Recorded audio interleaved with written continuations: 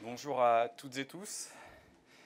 Merci d'avoir répondu présent pour cette conférence de presse au cours de laquelle nous allons vous présenter avec monsieur le rapporteur, mon cher Dany Wattebled, donc sénateur du Nord, les recommandations et les conclusions de notre rapport adopté hier à l'unanimité par nos collègues. Je salue la présence de Karine Daniel, qui était membre de cette commission d'enquête à l'issue de près de 4 mois de travaux. Alors d'habitude, une commission d'enquête, c'est 6 mois. Là, nous avons réussi le tour de force, les uns et les autres, d'accomplir ce travail extrêmement intense. Alors quelques chiffres clés sur ce sujet ô combien important de la commande publique, les coûts et les modalités effectifs et leur effet d'entraînement sur l'économie française. 160 personnes entendues, 134 organismes auditionnés, 51 auditions plénières à Paris, plus de 90 heures de débat, d'échanges, 3 déplacements à Vannes, à Lille et à Bruxelles, et cette adoption à l'unanimité lors de notre réunion de conclusion hier matin. Je voulais saluer l'excellente entente entre le président et le rapporteur, mon cher Dany. Nous avons marché d'un même pas. Dany Wattebled, pour ceux qui l'ignoraient, est fan de vélo, donc j'emploie souvent cette image du tandem. Nous l'avons réalisé ensemble et avec un objectif qui était partagé très largement par les collègues, c'était mobiliser pleinement la commande publique au service de la souveraineté économique. C'est d'ailleurs le nom du titre, l'urgence d'agir pour éviter la sortie de route, mobiliser et piloter la commande publique au service de la souveraineté économique. Un premier chiffre extrêmement important, la commande publique aujourd'hui dans notre pays, c'est 400 milliards d'euros. 400 milliards d'euros, 2500 milliards d'euros à l'échelle de l'Union européenne. C'est une politique publique à part entière, nous en avons l'absolue conviction, et qui nécessite aujourd'hui des moyens et politiques et financiers à la hauteur. Donc je laisserai mon collègue rapporteur vous présenter l'essentiel des recommandations. Je voudrais pour ma part m'attarder sur un certain nombre de sujets sur lesquels nous sommes convenus d'intervenir l'un et l'autre.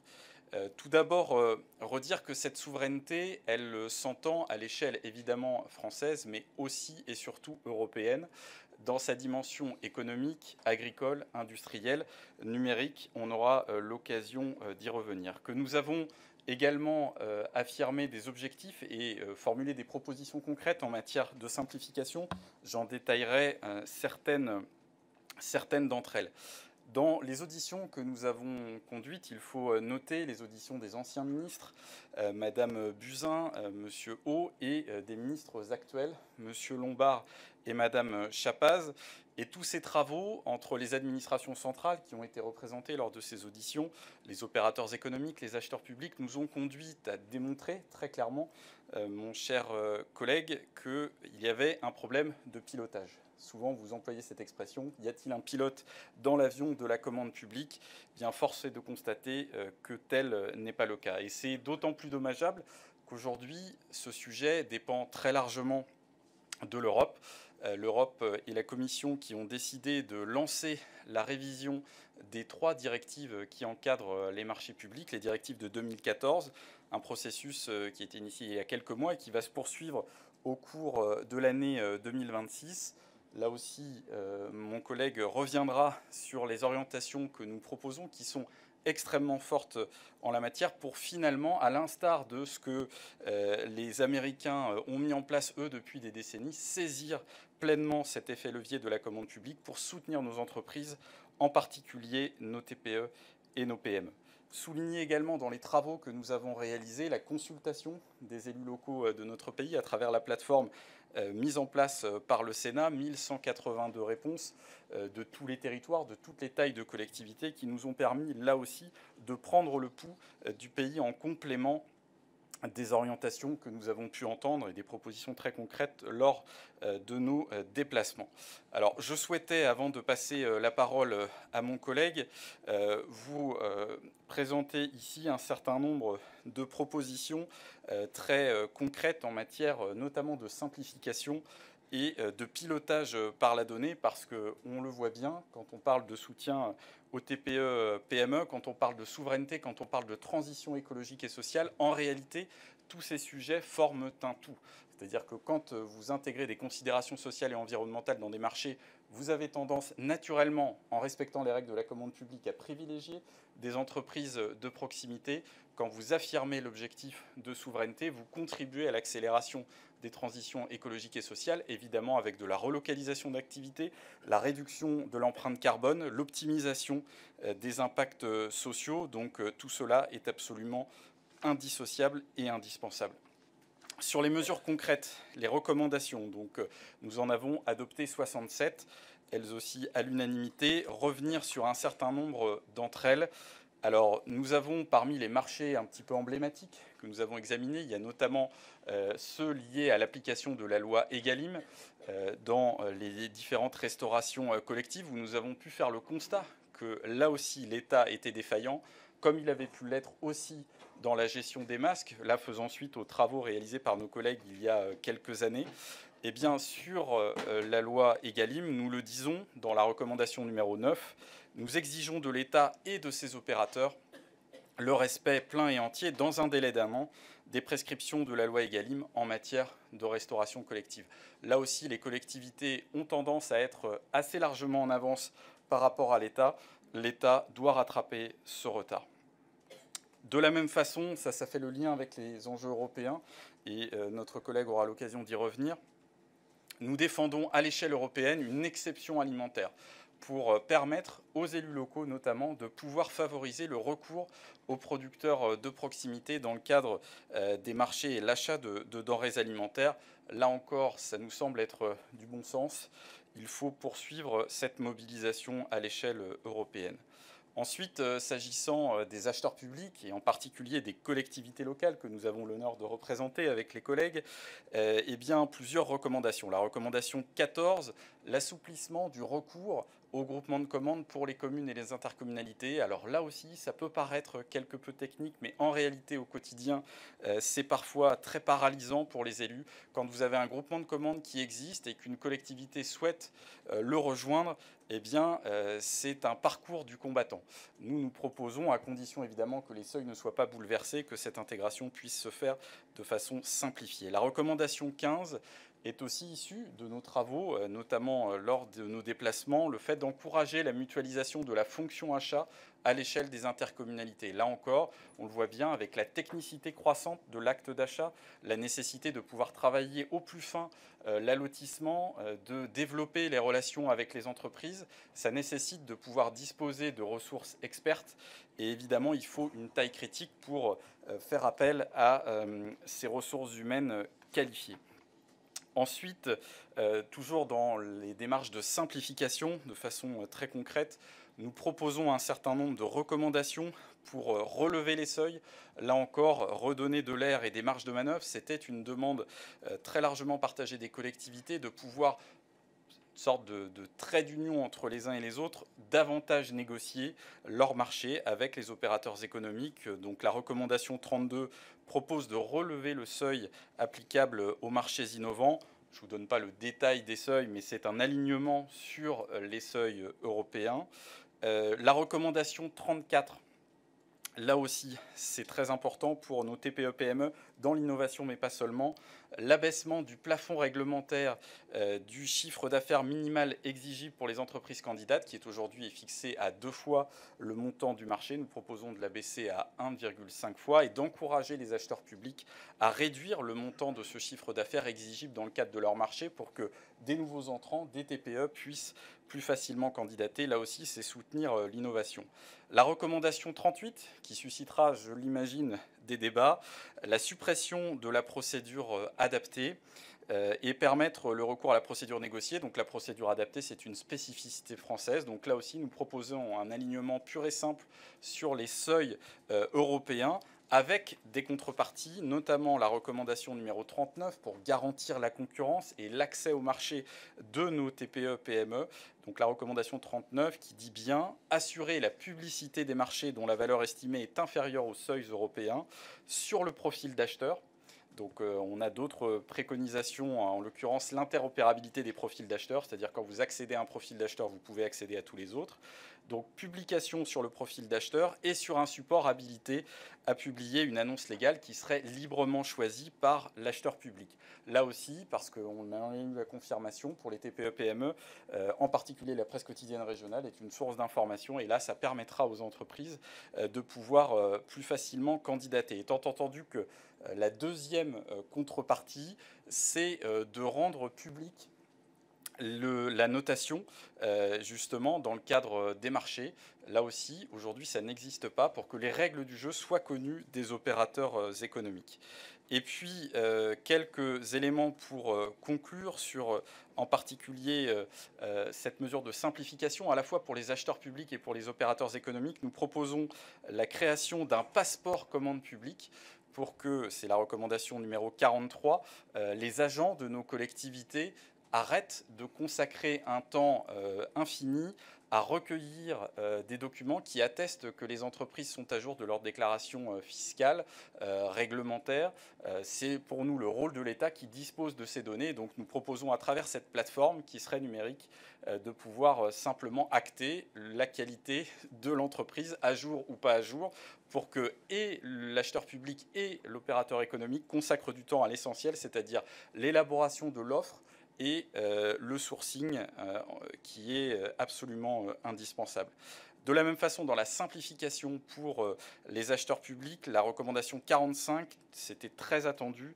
Nous préconisons d'autoriser le remplacement sans publicité ni mise en concurrence préalable du titulaire d'un marché ou d'un lot en cas de défaillance liée à une procédure de sauvegarde, de redressement ou de liquidation judiciaire. Aujourd'hui, la procédure est extrêmement lourde. Donc c'est pour nous la contrepartie du soutien à l'allotissement. Il faut que l'acheteur public puisse beaucoup plus facilement se retourner. De la même façon, je l'évoquais tout à l'heure, sur le pouvoir de négociation, c'est la recommandation 42. Aujourd'hui, c'est très encadré au-delà des seuils européens, donc nous proposons avec cette recommandation de permettre aux pouvoirs adjudicateurs de recourir librement à une procédure formalisée avec négociation sans justification.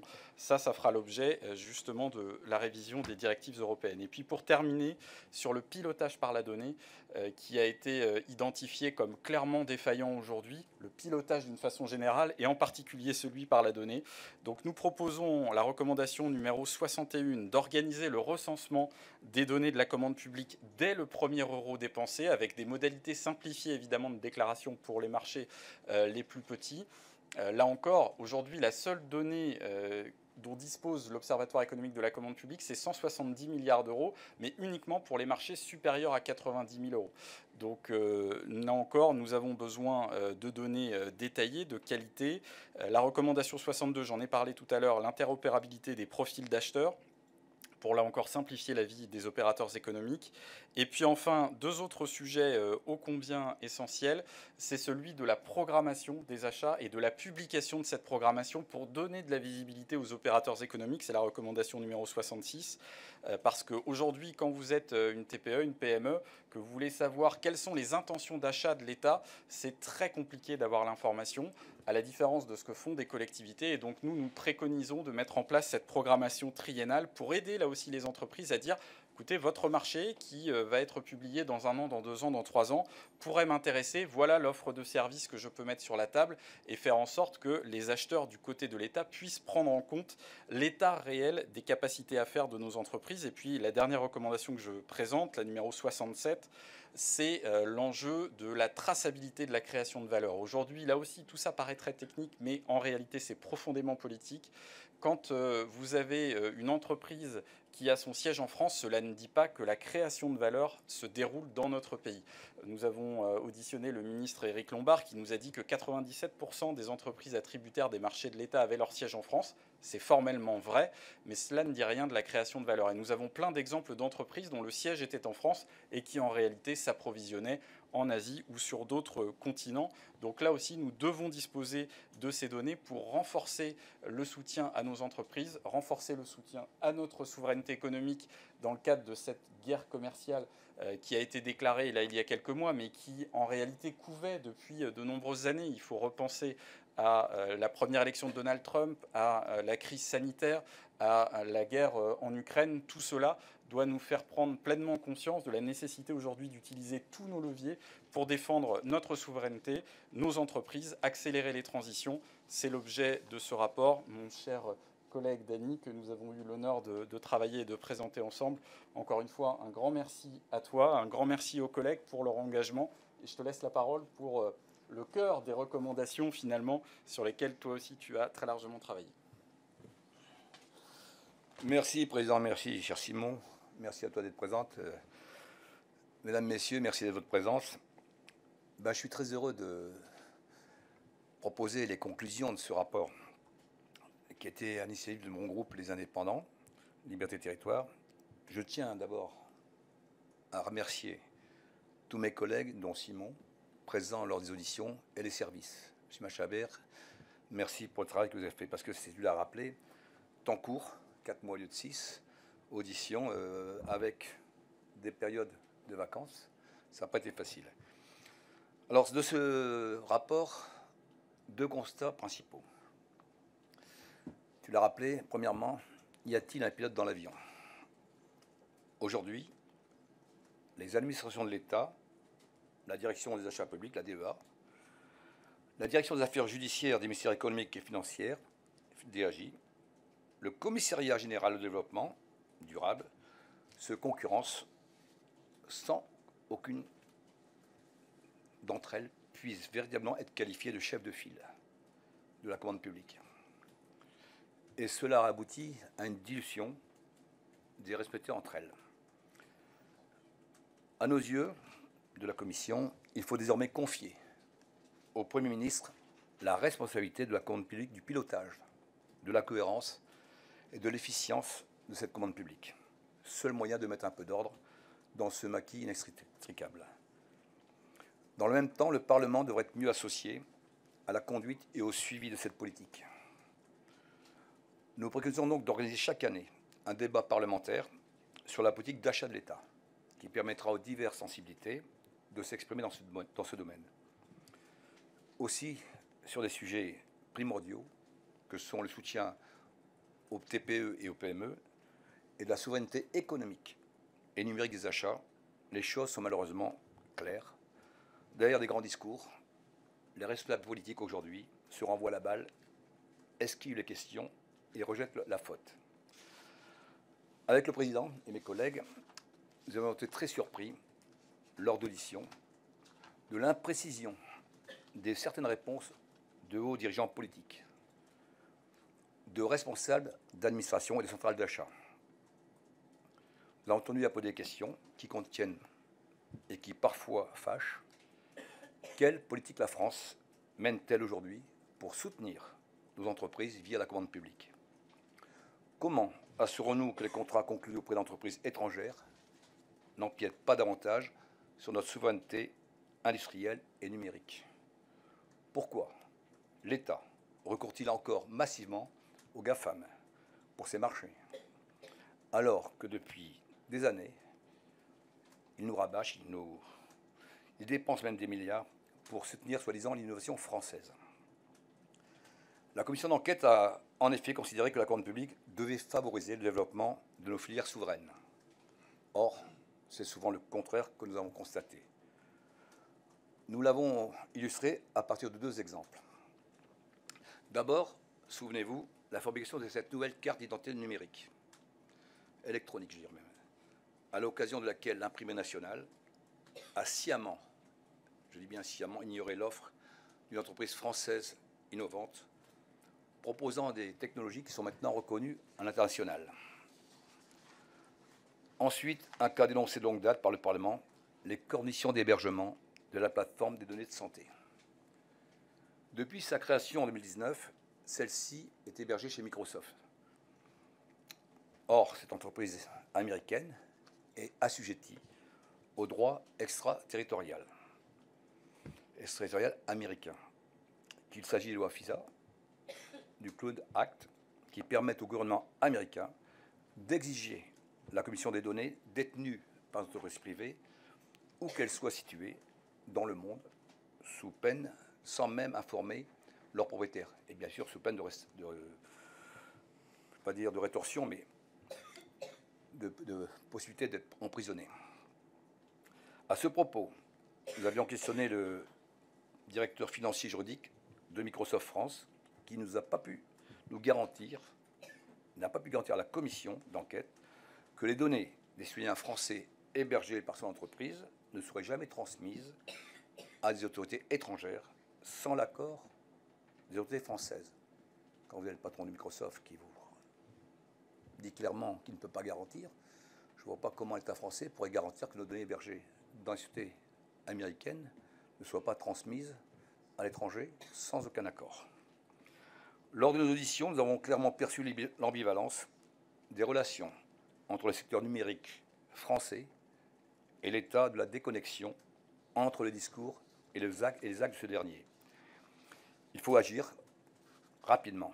La loi a évolué récemment et impose de recourir à une solution souveraine pour l'hébergement des données publiques les plus sensibles. Et cela, c'est insuffisant. La Commission demande d'abord que soit assurée la mise en œuvre effective de cette obligation dans les brefs délais. De fait, plus d'un an après la promulgation, elle n'est toujours pas applicable, faute de traduction réglementaire, un an après.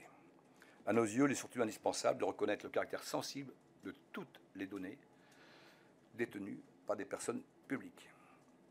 En conséquence, il devrait être obligatoire d'insérer une clause de non-soumission aux législations extraterritoriales étrangères dans nos marchés comportant des prestations d'hébergement et de traitement de données publiques. Quant au cabinet conseil, la commission d'enquête a été alertée sur les risques qu'induit leur accès à des données publiques sensibles. De ce fait, nous exigeons qu'ils démontrent leur immunité vis-à-vis du droit extraterritorial étranger lorsqu'elles travaillent pour une personne politique, publique. La commission d'enquête propose également d'interdire la transmission des livrables qu'ils produisent dans le cadre de leur mission vers un pays tiers. J'aimerais m'arrêter 2 secondes sur la situation des centrales d'achat, et en particulier une d'entre elles, l'UGAP. Malgré son poids économique, celle-ci a estimé jusqu'à présent ne pas avoir de rôle à jouer dans la structuration des filières innovantes, voire même des comptes à rendre à un représentant de l'État. Il est temps d'y remédier. Nous proposons de renforcer son pilotage politique en confiant sa tutelle au seul ministère de la souveraineté industrielle et numérique, en nommant des parlementaires au sein de ce conseil d'administration et surtout en limitant à 2 mandats successifs l'exercice des fonctions de membres de ce conseil. Je rappelle en effet que l'actuel PDG de l'UGAP est en poste depuis bientôt 15 ans, avec des résultats que l'on sait plus ou moins mitigés, notamment en matière de souveraineté numérique, ce qui est d'ailleurs reconnu lors de notre commission d'enquête. Cette dernière a également entendu les préoccupations des acheteurs publics, et notamment des élus locaux, que le risque juridique lié au délit de favoritisme condamne au conformisme. De fait, la moindre erreur de leur part est susceptible d'entraîner des poursuites pénales pour favoritisme, pouvant déboucher, entre autres, sur une peine d'inéligibilité, et ce malgré leur bonne foi. Pour donner confiance aux acheteurs de la commande publique et sans renoncer à sanctionner les abus volontaires, la commission d'enquête juge nécessaire d'exclure du champ du favoritisme les méconnaissances du droit de la commande publique les moins graves, à savoir celles qui n'ont pas été commises intentionnellement. Notre commission d'enquête n'a pas fait dans la demi-mesure. Il faut saisir l'occasion fournie par la révision des directives européennes récemment engagées par Bruxelles, se de Bruxelles pour avoir des règles différentes. C'est le moment de faire aboutir 2 revendications anciennes dans le contexte actuel pour renforcer la pertinence. Tout d'abord, instaurer un principe général de préférence européenne dans la commande publique. Je dis bien de préférence européenne dans la commande publique. Il nous faut en effet cesser de faire preuve de naïveté à l'égard de pays étrangers qui, eux, ferment leur marché public à nos entreprises alors qu'ils profitent des nôtres. D'autre part, nous appelons à l'adoption d'un Small Business Act européen, à l'instar de nos voisins américains, pour réserver une part des marchés, ainsi que certains marchés, à de petites et moyennes entreprises, sur le modèle, bien sûr, des États-Unis. Ce sont des mesures fortement publicitées par les collectivités territoriales qui souhaitent pouvoir soutenir leur tissu économique local. Je voudrais conclure en vous disant que la commission d'enquête a cherché à donner un nouveau souffle à la commande publique, au service de nos entreprises et au bénéfice des acheteurs. C'est le seul levier d'action publique qui représente pas 70 milliards, mais 400 milliards d'euros d'achat par an, qui puisse permettre aujourd'hui, dans un contexte budgétaire contraint, d'accélérer la transformation de l'entreprise publique vers une plus grande souveraineté économique, agricole, industrielle et numérique. Je vous remercie.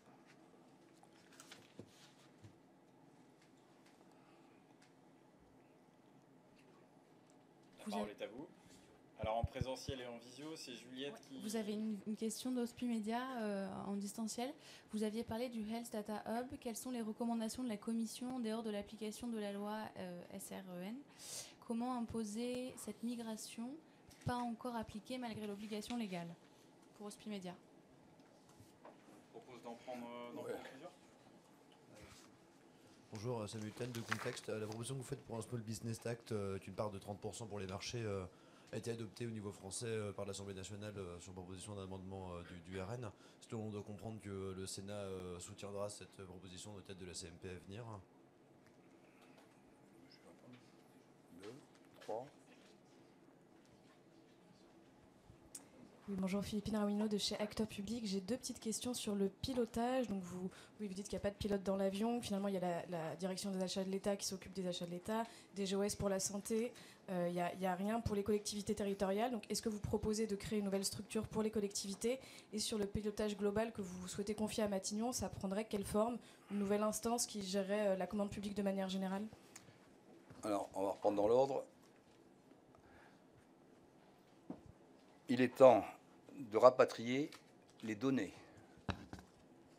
du Health Data Hub, parce que ces données sont chez Microsoft. Ça fait 3 ans qu'on parle de les rapatrier et rien n'est fait. Donc il suffit d'avoir, on a des acteurs, on va le prendre au niveau européen ou français, qui sont capables de le faire. Il suffit d'avoir une volonté politique pour les rapatrier. Et c'est prévu dans le contrat. Deuxième chose, pour le pilotage, vous avez la DIMU, l'ADEA, un tas de cercles concentriques et personne n'est responsable. Il faut bien nommer un responsable en mettant sous l'autorité du Premier ministre. Ce n'est pas une structure de plus, c'est le Premier ministre qui pilote. Il déléguera comme il voudra à d'autres personnes des choses, mais il faut un responsable. On a auditionné, personne n'est responsable. Vous avez un ministre qui vous dit à un moment donné, bah, j'ai reçu une note, mais je n'ai pas décidé. C'est ce qui est arrivé à la fin. On a vu la DIMU, ah bah, nous on conseille, mais on ne décide pas. L'ADE, la direction de la société, bah, nous on est aussi en conseil. Donc il n'y a pas de pilote aujourd'hui. Il n'y a pas de pilote. Et on voit, on aboutit. Donc chacun fait dans son coin, il y a des cercles. Il n'y a pas un vrai responsable. Il est temps d'avoir un responsable. Après, il organisera la suite, mais au moins une fois par an, pouvoir aller regarder où sont passés ces 400 milliards. Parce que quand on voit aujourd'hui l'avion commande publique sans pilote, c'est un problème. Alors, on peut mettre un steward et beaucoup de passagers derrière, mais moi, il faut un pilote pour arriver à mon port. Alors, sur la migration définitive de la plateforme des données de santé, c'est l'objet de la recommandation numéro 16, qui est explicite. Transférer dans les meilleurs délais l'hébergement de la plateforme des données de santé sur une solution souveraine immune aux législations extraterritoriales conformément à l'article 31 de la loi SREN. Alors, c'est le fameux décret dont nous demandons aussi la publication non seulement dans les meilleurs délais, mais avec un contenu strictement conforme aux attentes du législateur, parce que d'après certaines informations qui nous ont été remontées, il y aurait dans les tuyaux un projet de décret, mais qui serait en deçà des attentes exprimées par les parlementaires. Donc là, nous disons clairement, parce qu'en réalité, l'objectif d'une solution d'hébergement souveraine, c'était affiché dès 2019. Et c'est là où on voit des incohérences majeures et des erreurs, pour le moins, qui interpellent, des erreurs caractérisées. Nous avons publié une note adressée à la ministre de la Santé de l'époque, qui date de février 2019, où l'administration dit elle-même qu'à partir du moment où les entreprises utilisatrices sont françaises, il n'y a finalement pas de risque juridique. Donc c'est assez frappant, et cette même ministre que nous avons reçue, qui a évoqué à une note qui date de quelques semaines plus tard, mars 2019, on voyait bien que le sujet lui était quelque peu inconnu, ce qui quand même interroge aussi sur la capacité, le moment venu, de pouvoir trancher en toute connaissance de cause. Là encore, nous voyons bien alors, les impératifs de délai qui étaient fixés, mais tout cela pouvait s'anticiper de notre point de vue. Et l'un des arguments qu'elle nous a opposés pour faire le constat que plusieurs années après, la migration n'avait toujours pas été opérée, c'est de dire bah, si mes successeurs ne l'ont pas fait, c'est que sans doute c'est un sujet compliqué. Il lui a répondu que c'était un peu court comme explication et qu'a priori c'était surtout un défaut de volonté politique. Et nous en avons eu la preuve une nouvelle fois avec la publication avérée d'un marché pour la solution intercalaire, c'est-à-dire que 6 ans après le début de la démarche, on en est simplement à un marché intercalaire et non pas sur une migration définitive souveraine, dont les uns et les autres nous ont dit qu'ils y travaillaient, qu'en réalité tout cela était très loin. Donc, et là aussi, les opérateurs économiques que nous avons rencontrés nous ont dit que, évidemment, à l'époque, si on prenait l'image à l'instant T, oui, ils n'avaient pas forcément les solutions adaptées, mais que si on les avait sollicités et mobilisés avec les fonds supplémentaires, et là on ne parle pas de saupoudrage de subventions, on parle de marché solide, à l'image de ce que les États-Unis sont capables de faire. On redonne souvent cet exemple. AWS, qui est l'un des principaux fournisseurs de cloud aujourd'hui à l'échelle internationale, la commande publique, c'est plus de 600 millions de dollars. Plus de 600 millions de dollars. Donc en réalité, AWS n'est pas devenu un géant du jour au lendemain. Il est devenu un géant parce qu'il y a eu la commande publique américaine. Et donc là, si on décidait de jouer collectif à l'échelle française et européenne, aujourd'hui, nous disposerions évidemment, là aussi, de champions qui ne demandent que cela pour grandir.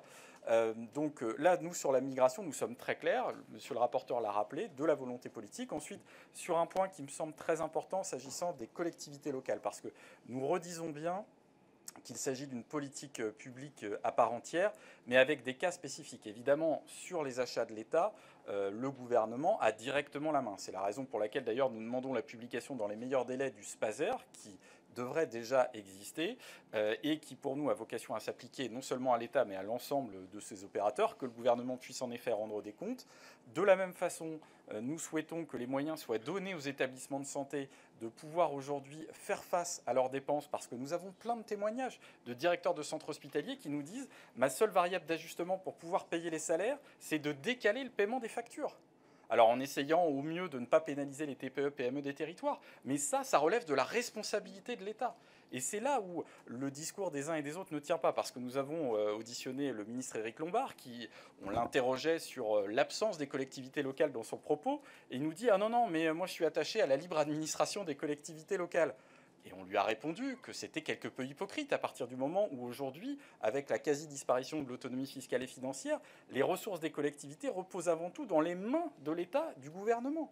Et donc, le Premier ministre doit, pour toutes ces raisons, pouvoir rendre des comptes. Et donc, il ne s'agit pas, pour être tout à fait clair, parce que nous sommes profondément décentralisateurs, et en tant que sénateurs, nous faisons parfaitement confiance aux élus locaux, il ne s'agit pas de dire l'État va prendre la main sur la commande publique des collectivités, mais l'État a un devoir de cohérence. C'est-à-dire qu'il ne peut pas, dans le même temps, dire on va rajouter des normes, on va réduire des ressources, enfin, on va ponctionner des ressources pour les collectivités, et de l'autre côté, on va exiger d'elles toujours plus de performance. Ça ne tient pas. Et donc, le Premier ministre est de ce point de vue comptable de ces équilibres, qui ne puissent pas en permanence, les uns et les autres, se renvoyer la balle. C'est pas moi, c'est l'autre, c'est le ministre qui est en charge, etc. Non, le Premier ministre est comptable de cet équilibre global. Et donc, si on doit demain rehausser notre niveau d'ambition, eh bien, il faut que le niveau de ressources pour les collectivités soit aussi adapté, que la montée en charge des normes soit cohérente. Un seul exemple, on parle de l'analyse en cycle de vie. Là aussi, c'est assez technique, mais on a des collectivités qui sont tout à fait disposées à le faire, sauf que l'État s'était engagé à fournir des outils au 1er janvier 2025. Ça n'est toujours pas le cas. Ça n'est toujours pas le cas. Donc derrière, on peut dire, bah oui, les collectivités, les acheteurs publics ne développent pas assez la solution. L'État ne tient pas sa parole. Donc là, nous appelons à ce que cette cohérence soit parfaitement respectée, et que les uns et les autres puissent rendre des comptes, et que l'on sache à qui demander ces comptes. Voilà. Oui, pour compléter... On parle de la French Tech, on parle des entreprises innovantes, et lors de nos auditions, on a été très surpris. Qu'est-ce qu'elles demandent, les entreprises innovantes? Elles ne demandent pas de subvention, elles demandent de la commande. Il n'y a pas de commande, puisqu'au départ, on les exclut dans les appels d'offres, dès le départ. On trouve toutes les solutions pour ne pas les exclure. Et on se fait un rejet par confort, sur des solutions des GAFAM, parce que c'est une habitude. On a eu des éditeurs libres qui ont des solutions souveraines. On a des hébergeurs, je ne vais pas leur dire, on a Scalway, on a OVH, qui sont capables de le faire. Et qu'est-ce qu'on fait? Ben, on va chez Microsoft. Alors on a l'impression de faire venir en Europe ou même en France des clouds, mais ça ne changera pas la fuite de données. Donc on a les moyens de le faire. Mais ce qu'ils attendent, c'est une commande, un objectif. On leur dit voilà, on veut telle chose. On laisse travailler 1 an et demi. On a des pépites, des vrais. Sauf que comme ils n'ont pas de marché, à un moment donné, on leur donne un peu de subvention par la région, un peu par la BPI, elles ne tiennent pas longtemps et après elles se font racheter. Et on a beaucoup d'exemples, on a encore des gens qui sont vraiment au très haut niveau, sauf qu'on ne leur donne pas de la commande. C'est ça qu'il faut aujourd'hui. C'est rentrer par la commande publique, un peu, tu l'as rappelé par WS, mais Tesla, Musk, c'était rien avant. Il ne faut pas me raconter qu'il a travaillé dans un garage. Il a été repéré, il y a eu la commande de l'État, et il a grandi grâce à ça. Et après, le côté privé a pris le dessus, si vous voulez, mais c'est la commande publique qui permet à une PME, à une start-up, de pouvoir se lever. Mais s'il n'y a rien au départ, ce n'est pas les subventions. Les subventions vont tenir 1 an. Et quand vous avez des chercheurs, quand vous avez des gens à nourrir, il faut de la commande derrière. C'est le gros point. C'est un des gros points. Et aujourd'hui, on a loupé le numérique, mais l'AI, demain matin, quand on donne notre pétrole, de toutes nos données numériques à des étrangers, mais on doit travailler. On pose la question de données de santé. Individuellement, c'est rien, mais 60 millions de données ensemble, vous voulez travailler en AI, ben vous avez les futurs chemins de recherche demain matin. Ils ne sont pas chez nous, ils ne sont pas hébergés chez nous. Donc comment voulez-vous travailler? Donc on a vraiment un souci de cohérence. Et entre le discours et les actes, je peux vous dire qu'il y a un grand fossé. Très rapidement sur le Small Business Act, parce que je n'ai pas oublié la question. Donc là, nous avons 2 recommandations. Vous l'avez rappelé, l'une qui vise à fixer un plancher de 30% en valeur des marchés publics accordés à des TPE-PME, mais ça doit se faire évidemment dans le cadre de la révision des directives européennes dont je parlais dans mon propos liminaire. Donc ce n'est pas aujourd'hui totalement à notre main, mais c'est la raison pour laquelle nous nous sommes déplacés à Bruxelles et nous avons une recommandation qui évoque bien la mobilisation de la diplomatie parlementaire pour qu'une vision ambitieuse de la révision des directives, conforme à nos objectifs, notamment de préférence européenne élargie, de soutien renforcé aux TPE-PME. Et la deuxième mesure que nous affichons dans le soutien très direct immédiat, c'est le fait de réserver les marchés en dessous des seuils européens pour les fournitures et les services et en dessous de 100 000 € pour les travaux, étant entendu qu'en cas d'infructuosité, évidemment, cette règle ensuite serait supprimée. Et puis nous avons d'autres mesures qui participent d'une certaine manière d'un Small Business Act à la française qui peut être effectif immédiatement. C'est la question des délais de paiement. Aujourd'hui, j'ai évoqué le cas particulier du secteur hospitalier, mais nous avons l'impérieuse nécessité de respecter ces délais de paiement pour ne pas créer de tension de trésorerie. Les chiffres ont été évoqués d'ailleurs par le médiateur des entreprises. Aujourd'hui, c'est près de 15 milliards d'euros en délai de paiement qui pourraient être transférés justement vers les plus petites entreprises si les donneurs d'ordre étaient à la hauteur. Alors parfois, ce n'est pas de la seule responsabilité de l'ordonnateur. Donc c'est pour ça que nous avons une recommandation qui évoque bien le versement automatique des intérêts moratoires à partir du moment où ce retard relève de la responsabilité de l'ordonnateur. De la même façon, nous invitons les acheteurs publics à proposer un taux d'avance sans demande de garantie financière fixé à 30%. Certaines collectivités vont au-delà pour là aussi, dans un contexte certes d'inflation moindre que par le passé, mais où des tensions de trésorerie peuvent exister, permettre aux entreprises, aux plus petites d'entre elles, de pouvoir se positionner sur des marchés.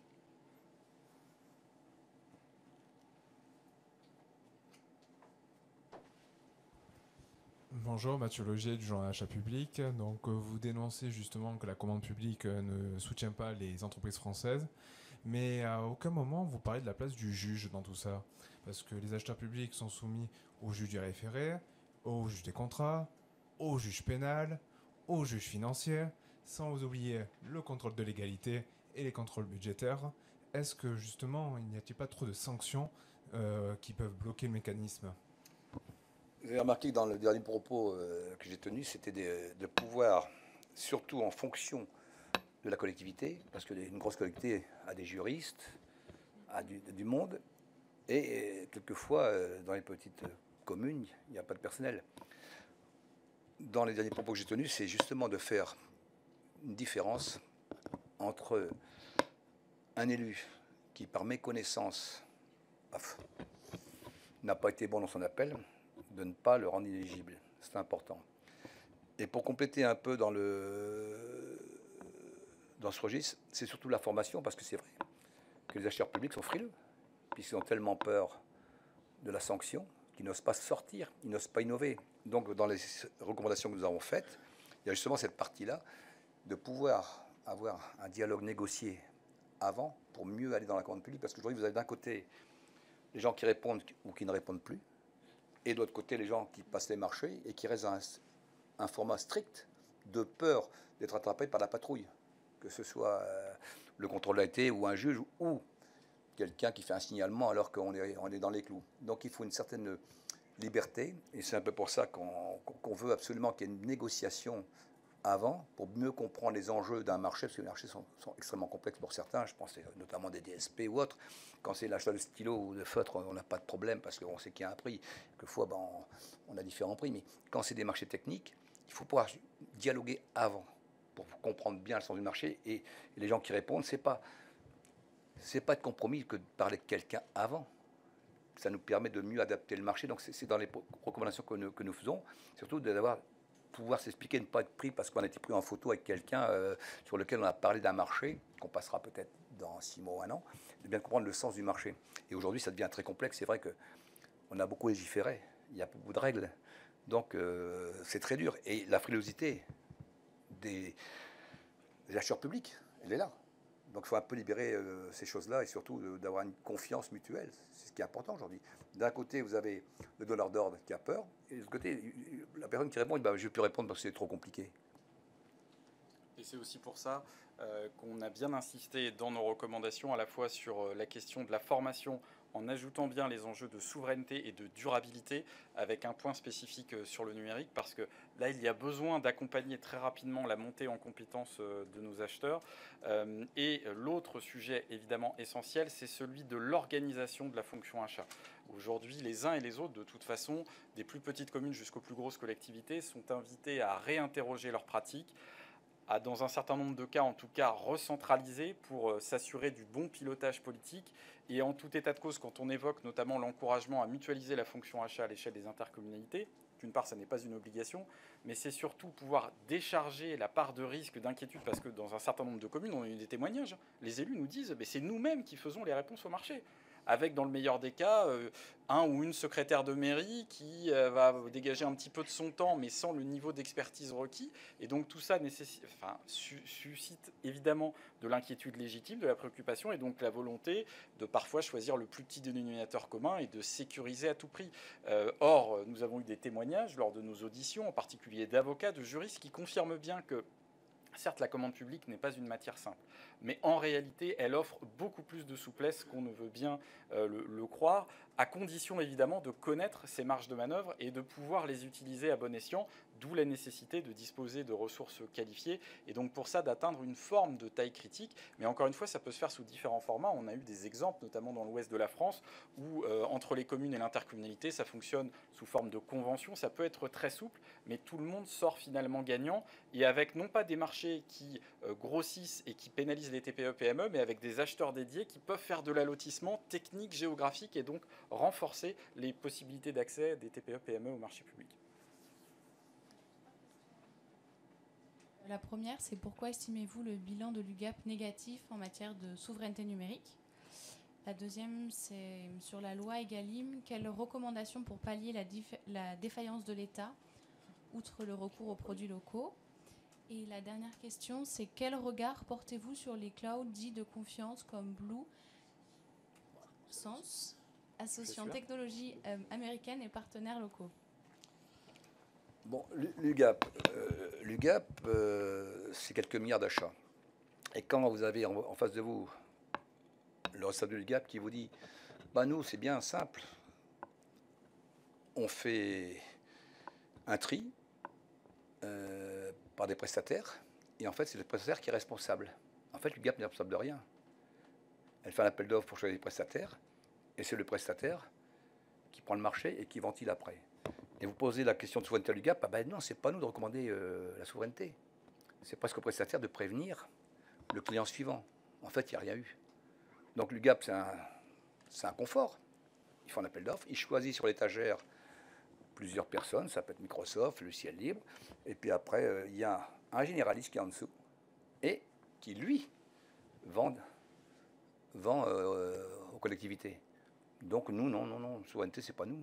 On n'a pas à le dire, nous. Nous, on n'a fait qu'un choix économique et qu'on donne à un prestataire. Ce type de réponse ne me plaît pas tellement. Et puis, vous entendez la même personne qui dit, oui, effectivement, on pourrait quand même sensibiliser les gens. C'est un peu tard, je trouve. Très tard. Blue, on a un consortium avec Orange, Capgemini, mais on retrouve Microsoft. Ah, ça m'embête quand même un peu. Comment voulez-vous retrouver la souveraineté dès que vous avez un acteur avec une loi extraterritoriale? J'aurais bien aimé une solution soit européenne, franco-française si c'est possible, dans le droit européen, mais ça ne me garantit aucunement que c'est sécuritaire. C'est pas cette une club. Il y aura toujours un acteur extraterritorial qui sera soumis à une loi extraterritoriale. Dès qu'on a ça, et quand même, on va se réveiller un peu dans ce pays. On arrive quand même à une guerre, vous le voyez tous les jours, le Trump 2, c'est plus... on n'est pas chez les bisounours. Hein. On a une guerre offensive. Nous, on ne sait même pas se défendre déjà, au niveau de l'Europe. Donc il est temps qu'on soit défensif, et puis qu'on ne cesse pas marcher dessus, parce que la guerre est économique. Et l'IA, c'est la guerre de demain. Elle sera plus importante que tout. Dès que vous avez les données qui sont hébergées à l'extérieur, ou même en croyant, Blue, c'est chez nous. Mais les pompes aspirantes, elles vont être où? Ne pensez pas que Microsoft, même sans le savoir, nous disent on peut être pillé sans le savoir. Donc ça pose un vrai problème de souveraineté. Vous en avez une ouïe, je te laisse. Oui, ça, simplement en complément sur l'UGAP, c'est la raison pour laquelle dans nos recommandations, nous évoquons un changement de tutelle. Là aussi, pour que les choses soient claires, aujourd'hui c'est une double tutelle ministère du budget et de l'éducation nationale. Nous estimons qu'il doit y avoir désormais qu'une seule tutelle, celle du ministère de l'économie et de la souveraineté industrielle, parce que l'UGAP doit être pensé là aussi comme un outil au service de cette souveraineté. C'est la raison également pour laquelle, dans le cadre du débat parlementaire qu'évoquait monsieur le rapporteur, nous tenons à ce que le rôle et les résultats des différentes centrales d'achat, en particulier l'UGAP, fassent l'objet d'une communication et de communication d'informations aux parlementaires en toute transparence.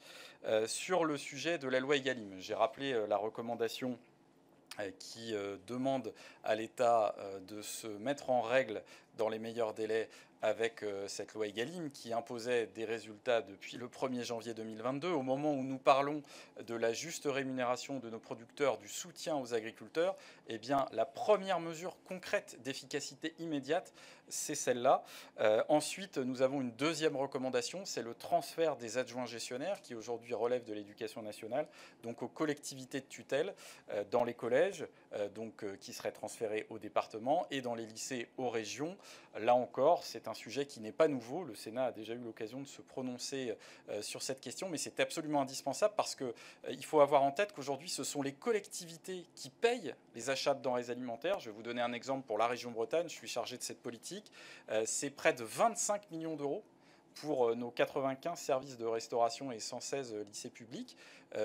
Mais en réalité, ces 25 millions d'euros, ce n'est pas nous qui décidons comment ils sont ventilés et comment les achats sont réalisés. Donc ça pose un vrai problème politique. Et donc nous considérons que ceux à qui les citoyens demandent des comptes, en l'occurrence les parents d'élèves, dans les conseils d'administration des lycées ou des collèges, c'est bien à la collectivité de rattachement, et bien en toute logique, celles et ceux qui sont à la manœuvre et qui dans un certain nombre de cas font très bien le travail, on ne va pas dire le contraire, mais devraient relever de la seule autorité de cette tutelle. Ensuite, petit complément sur les clouds dits de confiance, notamment la solution bleue. Nous avons auditionné, là encore, plusieurs experts du sujet, l'ancien directeur général de l'ANSSI, l'actuel, qui nous ont bien confirmé, avec d'autres, que l'une des difficultés de ces solutions, qui, a priori, pour l'instant, n'ont pas obtenu la qualification SecNum Cloud, mais seraient bien immunes aux législations extraterritoriales, l'une des grandes difficultés, c'est qu'à partir du moment où ces solutions reposent sur des briques technologiques américaine, en l'occurrence. Si demain, pour une raison ou pour une autre, parce que nous avons interrogé les différents acteurs, les liens technologiques étaient coupés entre les États-Unis et l'Europe, eh bien, ces solutions ne s'effondreraient pas du jour au lendemain, mais en l'espace de quelques semaines, pourraient devenir inopérantes. Et donc, c'est un point de faiblesse, de vulnérabilité qui est considéré comme tel. Et c'est la raison pour laquelle, dans nos recommandations, nous invitons clairement à privilégier des offres pour la souveraineté numérique, l'hébergement, des offres intégralement souveraines. Là encore, c'est travailler sur le moyen long terme, parce qu'autrement, ce n'est résoudre qu'une petite partie du problème, et c'est entretenir cette dépendance sans pouvoir donner le soutien qu'ils réclament à nos opérateurs économiques qui aujourd'hui sont en mesure et proposent déjà des alternatives robustes, solides, sécurisées. On avait eu l'exemple, et j'en terminerai là, justement entre l'écosystème GAFAM, notamment Microsoft, et les logiciels et les plateformes en open source. Donc en l'occurrence Linux. Ben, on a deux exemples là qui sont frappants. Dans un cas, vous avez la police nationale qui est restée sous Windows.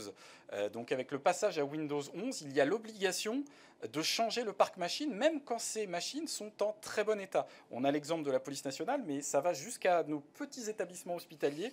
J'ai un EHPAD là, de quelques dizaines de lits qui doit changer du jour au lendemain tous ces ordinateurs qui fonctionnent très bien. C'est plusieurs dizaines de milliers d'euros, honnêtement pour rien, avec un impact environnemental évidemment considérable.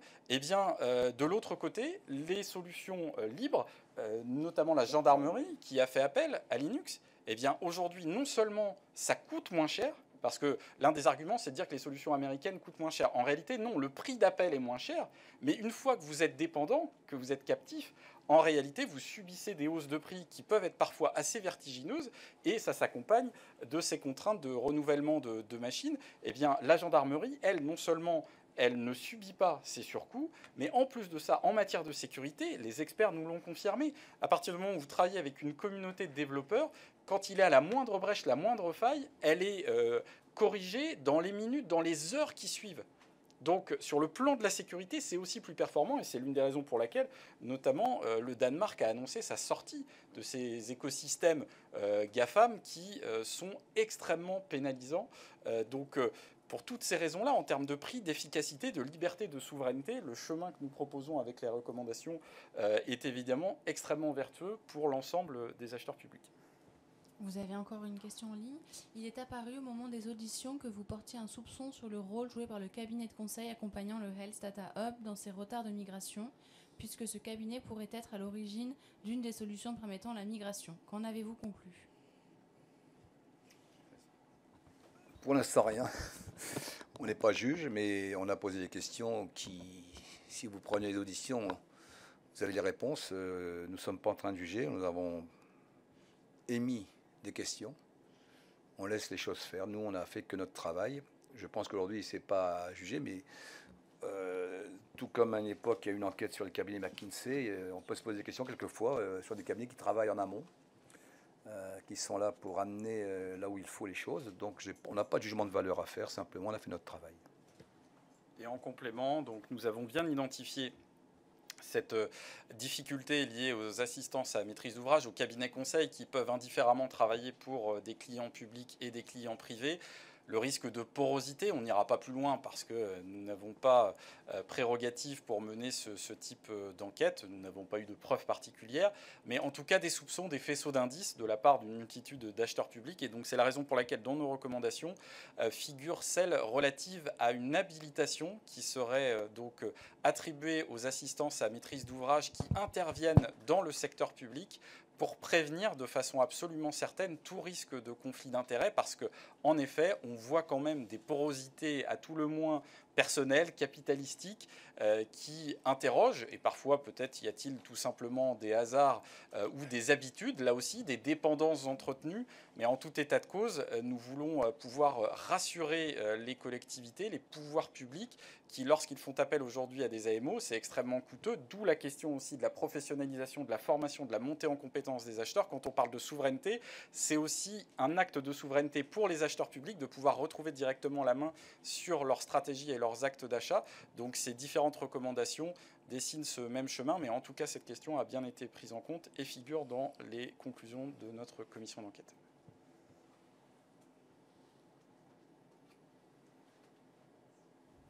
Bonjour, Johannes, achapublic.info. Une question en 2 mots, mais en 2 sous-questions. Et maintenant, alors, les 2 sous-questions. Quel véhicule législatif ou réglementaire pourrait faire prospérer vos 67 propositions? Et deuxième sous-question, mais c'est peut-être un peu technique.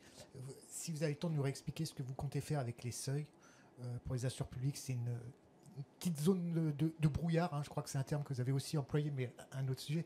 Mais là, pour nous, on est un peu aussi dans le brouillard, on comprend pas trop bien. Et troisième sous-question, c'est comme ça. Gourmand. Je suis désolé. Vous avez 67 propositions. Elles pourraient alimenter particulièrement les débats à l'Assemblée nationale, je pense, normalement, sur le projet de loi simplification vie économique, vie des entreprises.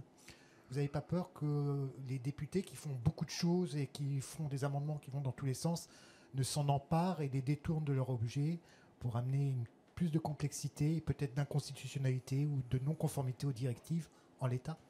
J'ai plus de questions. Je laisse les députés là où ils sont, ils ont du mal à s'entendre. Mais contrairement à ça, je pense qu'au Sénat, une qualité rare, c'est l'entente que nous avons eue. Et comme j'ai eu beaucoup de plaisir à travailler avec Simon, je pense qu'on va passer un peu nos vacances à travailler. Je pense qu'il ne faut pas laisser ça dans l'État.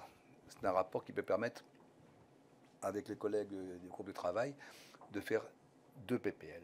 Pour moi, il y en a 2. Il y en a une qui peut être technique, ce que l'a rappelé en première partie notre président, sur l'achat public, les seuils, tout ça, et on va expliquer. Il est plus technique que moi, parce qu'il était à l'achat, lui. Et une deuxième, sur la souveraineté. Donc 2 PPL. On a la chance, on est dans des groupes différents. On pourrait avoir une proposition transpartisane sur un droit de tirage, sur 2 PPL. Une, je vous dis, technique, qui serait envers les collectivités, plus générale, et une sur la souveraineté. Et c'est un peu nos devoirs de vacances pour être prêt à la rentrée. Je ne sais pas si on est d'accord, mais on s'était dit dès le départ, hein, avec nos collègues, de se retrouver là-dessus, et on peut ensemble faire une proposition. Après, bien sûr, il y a le jeu de navette, mais si la proposition est forte et qu'elle passe au Sénat de bonne façon, je pense qu'on peut retrouver des relais. C'est le genre de proposition de loi qui pourrait quand même nous unir. On parle quand même de 400 milliards. On ne parle pas de 2 francs 6 sous. Il y a la commande au service du pays. On parle de souveraineté numérique. On parle de ce que sera demain l'avenir de ce pays. Il y a quand même des enjeux assez fantastiques. De nos start-up, on est en train de pleurer à la French Tech et on les laisse partir racheter par les GAFAM. On a encore des gens qui travaillent, qui ont l'ingéniosité en France. Il faut les aider, et pas par les subventions à 2 francs 6 sous, par la commande publique. C'est un peu le but. Alors, je suis désolé, je vais prendre votre question. Moi, à titre personnel, je vais devoir y aller parce que je pose une question d'actualité dans quelques minutes, donc je ne peux pas me permettre d'être en retard. Oui, bonjour, Bruno de Cotigny pour l'agence de presse médicale. Juste sur les achats hospitaliers, hormis la question des délais de paiement que vous avez brièvement évoqué tout à l'heure, est-ce que vous avez d'autres observations ou recommandations? Alors, très clairement, vous avez vu que figure une recommandation qui vise à donner les moyens aux établissements hospitaliers de pouvoir payer dans le délai de 30 jours, parce qu'aujourd'hui, ils bénéficient d'un seuil dérogatoire de 50 jours, et parce qu'il n'est pas normal qu'il y ait des arbitrages à faire entre le règlement de facture et le paiement des salaires. Mais encore une fois, ça, c'est la responsabilité de l'État. Pour le reste, des recommandations qui en réalité bénéficient aux uns et aux autres. Quand nous évoquions le remplacement d'un titulaire sans mise en concurrence ni publicité préalable, là aussi nous avons des acteurs hospitaliers qui nous disent nous, l'allotissement ça peut être compliqué, c'est d'autant plus compliqué parce qu'il faut des ressources humaines, il faut des moyens quand on est confronté à ce type de risque, parce qu'avec un établissement hospitalier on ne peut pas se permettre d'attendre un an et demi pour voir les équipements attendus par les patients être en service. Donc c'est pas fléché spécifiquement établissement hospitalier, mais là très concrètement ça fait partie des mesures, et il y en a beaucoup d'autres qui vont aller dans le sens des intérêts qu'ils ont rappelés. De la même façon sur les risques juridiques, là aussi ça pourra leur bénéficier. Ensuite par rapport aux questions de M. Johannes. Donc très clairement, l'un des objectifs que nous avions affiché dès le début de nos travaux, c'était d'avoir un rapport qui soit pensé comme une boîte à outils immédiatement mobilisable dans les semaines et les mois qui allaient suivre pour justement améliorer la vie des acheteurs publics et des opérateurs économiques. Nous avons bien répondu à cette première étape. Dans les 67 recommandations, mettons de côté évidemment celles liées à la révision des directives qui ne dépendent pas directement de nous, mais où nous avons malgré tout des leviers d'influence. Ensuite, sur beaucoup d'entre elles, elles peuvent soit être immédiatement applicables par voie réglementaire, soit par des modifications législatives. Donc je souscris totalement à ce que vient de dire monsieur le rapporteur, je ne serai pas plus long. Sur la question des seuils, très rapidement, en fait, le message clé qui était passé par les acheteurs publics, en particulier les élus locaux, c'est donnez-nous des marges de négociation, du pouvoir de négociation. Et donc en fait, on a systématisé ce pouvoir du premier euro jusqu'aux marchés les plus importants, en étant simplement aligné sur les seuils européens, c'est-à-dire qu'au-delà des seuils européens, vous avez les procédures formalisées où nous disons clairement que le principe de base, c'est le pouvoir de négociation, sauf exception, ce qui n'est pas le cas aujourd'hui, on inverse la logique. Et en deçà de ces seuils, en fait, on est dans ce qui prévaut aujourd'hui pour les marchés en deçà de 40 000 euros, avec une particularité évidemment, c'est la publicité sur le profil d'acheteur et sur un support habilité à publier des annonces légales pour que les opérateurs économiques ne soient pas pénalisés. Parce que quand on parle de l'alignement sur les seuils, pour les travaux, ça monte à des opérations au-delà de 5 millions d'euros. Donc ça commence à peser et il est tout à fait normal pour nous que les TPE, PME des territoires aient l'information de ces marchés et donc puissent se porter candidate auprès du pouvoir adjudicateur de la collectivité locale.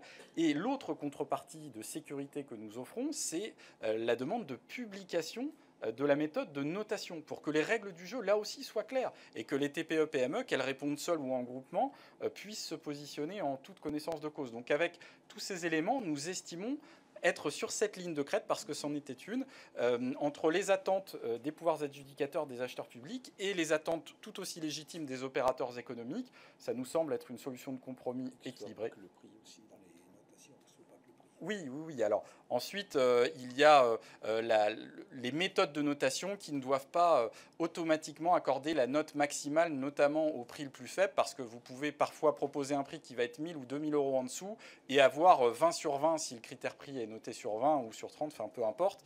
Là, pour nous, il faut retenir d'autres méthodes qui valorisent davantage, notamment les engagements en matière de responsabilité sociétale, environnementale. Et de la même façon, nous demandons que l'analyse des prix puisse se faire sur les prix hors taxe, parce que là aussi, il peut y avoir des distorsions de concurrence, donc pour garantir le maximum d'équité. Voilà, je te laisse poursuivre, Dany. Hein. Merci à vous en tout cas. C'est bien de passer troisième en QAG. Hein.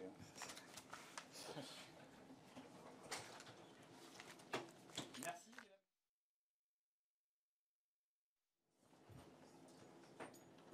Peut-être s'il n'y a pas de questions, moi j'aimerais dire un mot. Bonjour, Karine Daniel, sénatrice de Loire-Atlantique et vice-présidente de la commission. Je voudrais, au nom des sénateurs et sénatrices qui ont participé à cette commission d'enquête, féliciter le rapporteur et le président. Vous l'avez vu, le champ de travail sur la commande publique, il est immense. Il relève de champs et de seuils et d'acteurs qui sont innombrables. Et si on doit, en synthèse, peut-être, et vous l'avez très bien dit, retenir 2-3 grandes idées de ce qui va ressortir de ce travail, c'est que, 1, l'État doit être exemplaire sur ce sujet et doit être coordonné, volontariste. Et là, on peut constater qu'il y a un petit défaut. Alors, sans doute que les raisons sont multiples, mais ce sujet doit vraiment être considéré au plus haut niveau et comme un élément stratégique pour l'État. Et puis, c'est un sujet extrêmement important pour les collectivités territoriales.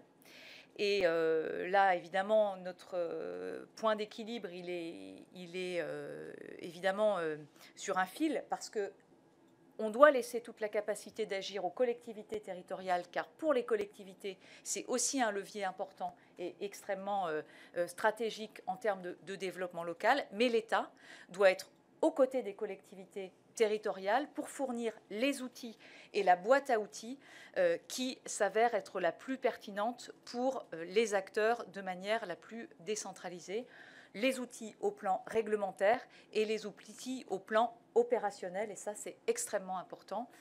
Dans un contexte où on voit que notre espace de jeu, c'est le marché européen dans une économie mondialisée, et c'est tout l'enjeu, c'est tout l'intérêt. Et merci encore au rapporteur et au président Simon Husa qui a dû nous quitter pour ce travail, pour avoir piloté ce travail qui était évidemment extrêmement intéressant et aux multiples facettes. Et pour rappel, le marché de l'Europe, c'est plus de 2000 milliards d'euros. Imagine la force de frappe. Si on met ça à l'échelle de l'Europe, on a de quoi faire, hein, à tout niveau. Hein. Merci à vous. Merci à toi d'être présente. Avec plaisir. On va aller questions au gouvernement.